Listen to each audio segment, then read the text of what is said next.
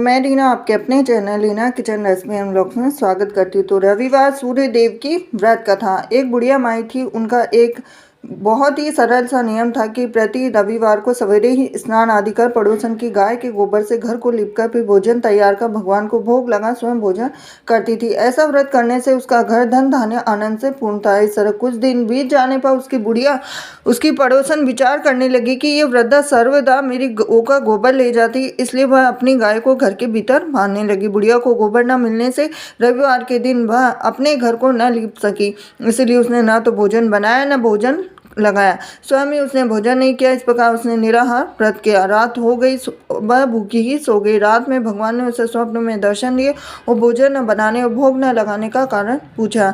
बुढ़िया माई ने कहा कि आज मुझे घर लिपने के लिए गाय का गोबर नहीं मिला, जिससे हमारा घर शुद्ध नहीं हुआ, जिससे मैंने खाना भी नहीं बना पाई हूँ, न ही आपको भोग लगा पाई। तब भगवान ने कहा कि हे माता, हम तुमको ऐसी गाय देते हैं जिससे सभी इच्छाएं पूर्ण होती है, क्योंकि तुम हमेशा रविवार को गाय के गोबर से घर लीप कर भोजन बनाकर मेरा भोग लगाकर खुद भोजन करती हो। इससे मैं खुद खुश होकर तुमको यह वरदान देता हूँ, अंत समय में मोक्ष देता हूँ। और स्वप्न में ऐसा वरदान देकर भगवान अंतर्धान हो गए। जब वृद्धा की आँख खुली तो वह देखती है कि आंगन में एक अति सुंदर गाय और बछड़ा बंधे हुए हैं।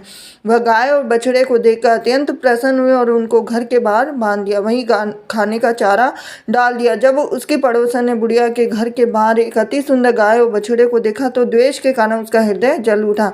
जब उसने देखा कि गाय ने सोने का गोबर किया है तो वह उस गाय के गोबर ले गई और अपनी गाय का गोबर उसकी जगह रख दिया। वह नित्य प्रति ऐसा करती रही और सीधी सादी बुढ़िया को इसकी खबर नहीं हुई। तब सर्वव्यापी ईश्वर ने सोचा कि चालाक पड़ोसन के कर्म से बुढ़िया ठगी जा रही है, तो भगवान ने संध्या के समय अपनी माया से बड़े जोर की आंधी चला दी। तो बुढ़िया ने अंधेरी के भय से अपने गाय को घर के भीतर बांध दिया और प्रातः उठकर जब वृद्धा ने देखा कि गाय ने सोने का गोबर दिया है तो उसके आश्चर्य की सीमा न रही। वह प्रतिदिन गाय को घर के भीतर बांधने लगी। उधर पड़ोसन ने देखा कि बुढ़िया गौ को घर के भीतर बांधने लगी है और उसका सोने का गोबर उठाने का दांव नहीं चलता, तो वह ईर्ष्या से जल उठी। कुछ उपाय न देख उसने उस देश के राजा की सभा में जाकर कहा, महाराज, मेरे पड़ोस में एक वृद्धा के पास ऐसी गाय है जो आप जैसे राजाओं के लिए प्रजा पालन कीजिए। तब वह वृद्धा इतने सोने का क्या करेगी, तो राजा ने यह बात सुन अपने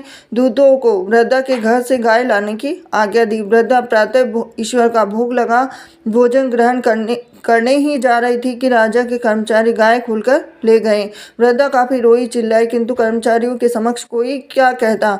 तब उस दिन वृद्धा गाय के वियोग में भोजन न खा सकी और रात भर रो रोकर ईश्वर से गाय को पुनः पाने के लिए प्रार्थना करती रही। उधर राजा गाय को देखकर बहुत प्रसन्न हुआ, लेकिन सुबह जैसे ही उठा तो सारा महल गोबर से भरा दिखाई देने लगा। तो राजा ये देखकर घबरा गया। भगवान ने रात में राजा से स्वप्न में कहा कि हे राजा, गाय वृद्धा को लौटाने में ही तेरा भला है। उसके रविवार के व्रत से प्रसन्न होकर मैंने उसे गाय दी थी। प्रातः होते ही राजा ने वृद्धा को बुलाकर बहुत से धन के साथ सम्मान सहित गाय व बछड़ा लौटा दिया।